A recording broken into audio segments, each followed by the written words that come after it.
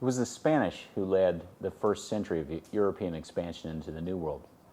But over time, other empires would emerge, and they would be the ones that actually led the European transition towards capitalism. Now, why did it happen that way? One reason was that these other empires made better use of two tools, sugar and slavery. Now, that's a bit of a controversial claim, because for centuries, many people insisted that slavery and plantation products like sugar had nothing to do with capitalism, that these things were completely different. But in fact, we're going to argue that sugar and slavery were in many ways the fuse that launched the rocket that became capitalism. So to see where this story starts, let's go back to where we left sugar and slavery, on the island of Sao Tome off the coast of Africa. The closest part of the Americas to Sao Tome is Brazil, and by 1500 the Portuguese had already discovered and claimed Brazil. It didn't take long for them to transplant the sugar mills and the system of African slavery that they developed on the Atlantic islands to Brazil itself. At first they tried to staff the sugar fields and mills not just with Africans, but with local Indians as well. But most of the Native Americans either died quickly or were able to escape. Africans had a harder time escaping because they were transported all the way across the Atlantic Ocean. Brazilian slavery and Brazilian sugar grew rapidly, and they grew together. From 70 major sugar mills in 1570, the number expanded to over 200 by 1620. Now, in many ways, these were the first modern factories. This might seem strange because we don't typically think of plantations and factories as the same thing. But think about it. Plantations used extremely expensive and extremely complex machinery. They brought together large numbers of individuals who came from traditional societies but were doing very untraditional new kinds of labor. And they produced a continuous stream of a commodity product that was sold on world markets. As Brazilian sugar factories grew in number and in efficiency, the amount of sugar that reached European markets started to increase dramatically as well. Now, as the amount of sugar reaching Europe continued to grow, the attention that Europeans paid to Brazil also increased, and many people wanted to get in on the action. The first group to do so was the Dutch.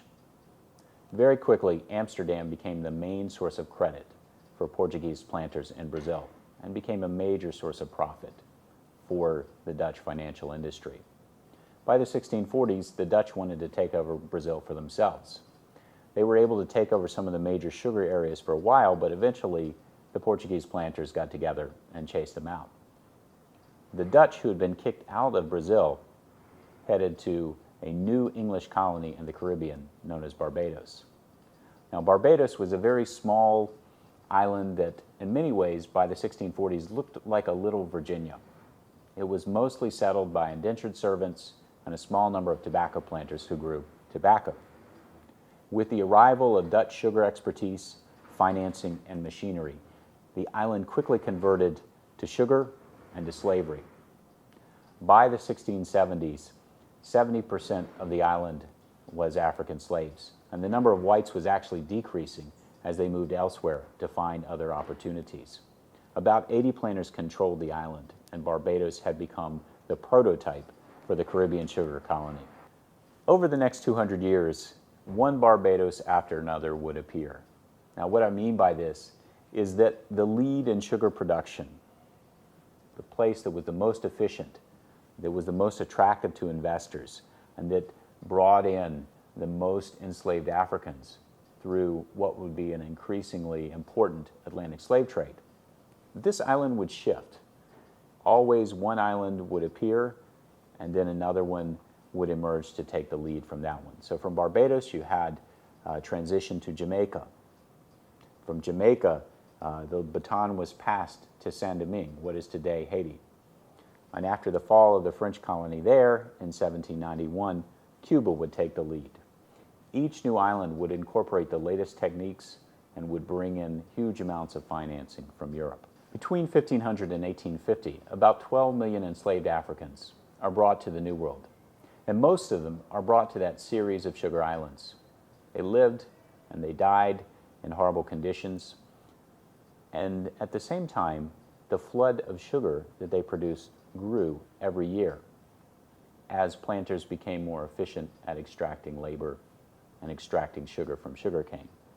Now, this flood of sugar dramatically increased the supply available to European consumers. And as the supply increased, the price dropped. Now, in many ways, this permitted sugar to become the first modern commodity. As the price drops, sugar consumption moves down the social scale. It starts off in the 1400s and 1500s as a luxury good consumed by the elite, often consumed in ways that display their own wealth. Then it becomes part of the daily life of middle-class consumers, something to sweeten the coffee or the tea that they drink instead of alcohol. Coffee and tea make them more efficient. Sugar makes them more efficient as well. And then finally, by the time you get to the 19th century, there's so much sugar that it's become part of the daily calorie budget of the average English worker. In fact, some people estimate that it provided 20% of the daily calories of people in the English working class. As the economic impact of the New World colonies on the Old World increases, more and more consumers have the money which allows them to buy plantation commodities like sugar, tobacco, tea, and coffee.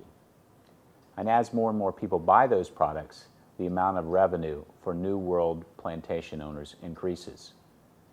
As the amount of revenue for them increases, the number of slaves they can buy, and so on. Over the course of the 1600s and 1700s, the international slave trade from Africa to the Americas will grow to massive proportions. The number of people brought will double in virtually every 25-year period of those 2 centuries.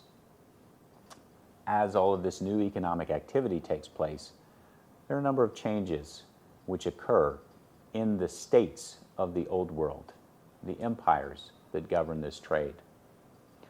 If you get more revenue from the slave trade and from the sugar trade, then there's something that needs to be protected. To protect it, you need to have powerful navies. To have powerful navies, a state like Britain or France needs to have the ability to tax and to borrow. And that means a stronger domestic state with more inclination to set domestic economic policy. And that also means the growth of financial institutions in those countries as well.